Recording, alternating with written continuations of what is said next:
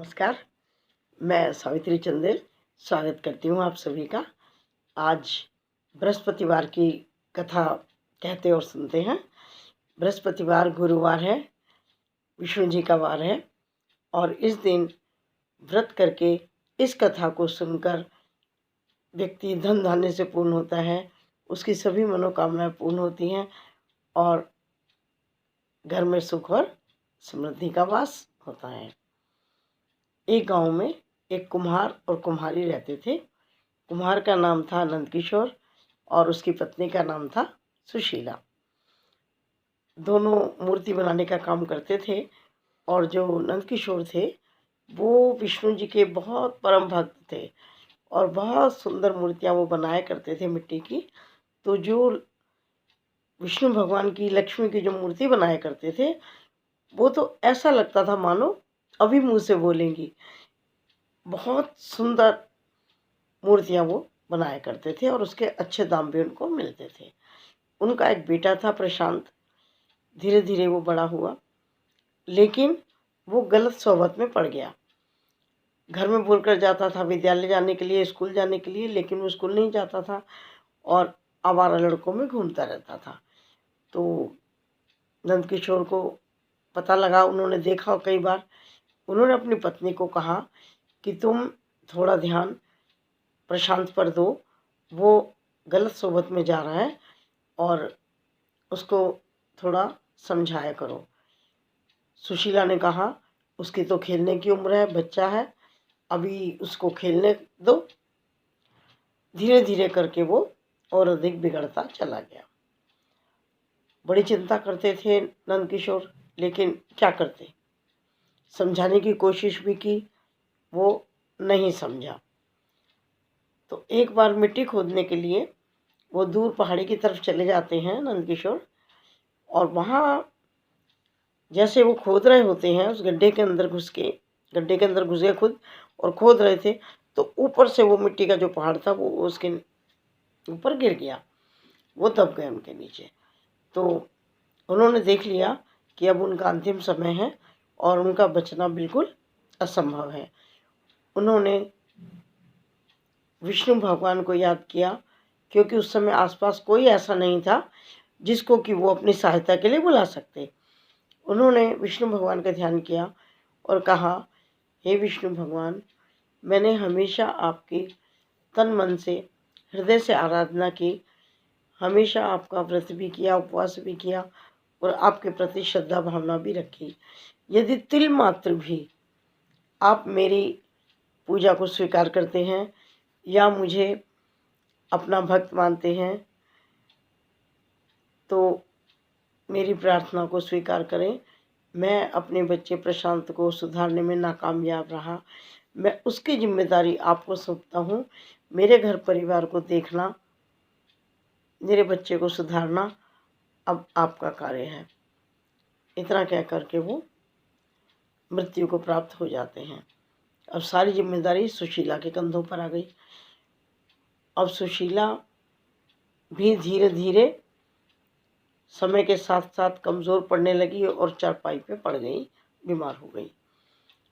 उसने अपने बेटे से कहा, प्रशांत मुझे एक गिलास पानी दे दो। बेटे ने नहीं सुना। बड़ी परेशान, बड़ी दुखी। विष्णु भगवान ने कहा कि अब ये उचित समय है इसको सुधारने का। तो वो एक बूढ़ी माता का रूप लेकर के आ जाते हैं और बोलते हैं कि बेटा, तुम अपनी माँ का ध्यान क्यों नहीं रखते हो। तो बड़े गुस्से के अंदर वो बोला, बेटा कि तुम्हें क्या मतलब है, मेरी क्या चार चार आँखें हैं जो कि मैं उसको देखता रहूं। बड़ी अम्मा ने कहा, चलो मैं तुझे चार आँखें देखती हूँ, चार आँखें देखती हूँ, फिर तो अपनी माँ की सेवा करेगा नहीं करेगा। विष्णु रूपी जो बूढ़ी अम्मा थी, उन्होंने दो आँखें पीछे भी दे दी। अब वो शर्म की वजह से टॉवल ओढ़ के अपनी दोनों आँखों को पीछे से छिपाए रखता था। दिन बीतते गए, उसमें कोई विशेष सुधार नहीं आया। फिर विष्णु भगवान एक बूढ़े व्यक्ति का रूप धारण करके उसके सामने आए। तो वो बाहर जा रहा था किसी काम से। विष्णु रूपी वृद्ध ने बोला कि बेटा, मेरे ये जो गठरी है बहुत भारी है, मैं उठा नहीं पा रहा हूँ इस वजन को, जरा थोड़ा सा उठवा दो। तो प्रशांत ने बड़े गुस्से में बोला, मेरे क्या 12-12 हाथ हैं कि मैं तुम्हारा वजन उठवा दूँ? मेरे 2 ही हाथ हैं, मेरे पास अपना सामान है। तो विष्णु रूपी वृद्ध ने कहा कि जाओ, मैं तुम्हें 12 हाथ देता हूँ। अब उसके 12 हाथ हो जाते हैं। अब उसका रूप कैसा हो जाता है? 12 हाथ 4 आँखें। अब उसके दोस्त भी उसको देख देख के भाग जाते हैं और सब लोग उसे राक्षस और भूत समझने लगते हैं। कोई उससे बात नहीं करता, सब उसे छोड़ देते हैं। अब वो बड़ा परेशान होता है। तो एक दिन अपनी माँ को बोलता है। तो माँ ने कहा, बेटा, सबकी सेवा कर, सबका ध्यान रख, सबकी मदद कर, तो ये गांव के लोग तुझे सब प्यार करने लगेंगे। तो वो धीरे धीरे ऐसे करने लगा। तो एक दिन वो एक पेड़ पर बैठा था। उस पेड़ के नीचे 4 चोर आए।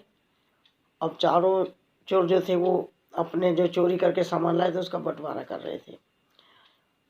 तो ये ऊपर से गिर पड़ा प्रशांत। और उसके गिरते ही चोर भाग गए, सारा धन वहीं छोड़ गए। तो वो प्रशांत सारा धन लेकर के घर आ गया। तो उस गरीब तो हो ही गए थे वो। तो उसकी माँ ने कहा कि चलो अब कुछ दिन हमारा आराम से कट जाएगा, और बेटा अब तुम अच्छे अच्छे काम करो। तो प्रशांत जो था वो अब सब लोगों की मदद करने लगा, सबके अच्छे अच्छे काम करने लगा, माँ की भी सेवा करने लगा। फिर विष्णु भगवान ने देखा कि अब तो ये सुधर गया है और मैंने अपना फ़र्ज़ पूरा किया। क्यों? क्योंकि यदि मैं अपने भक्त की भावना को मान ना देता तो इस कलयुग में फिर मुझे कौन मानता, कौन मेरा विश्वास करता। इसलिए उन्होंने अपने भक्त की बात को रखा, और जो जिम्मेदारी भक्त ने भगवान को दी थी वो उन्होंने अपनी पूरी की और प्रशांत को सही मार्ग पर ले आए। और फिर वो प्रशांत और उसकी माँ बड़े आराम से अच्छे से रहने लगे।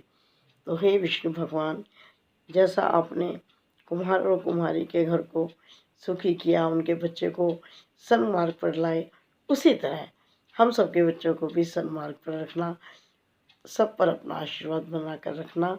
जय विष्णु भगवान। नमस्कार, धन्यवाद।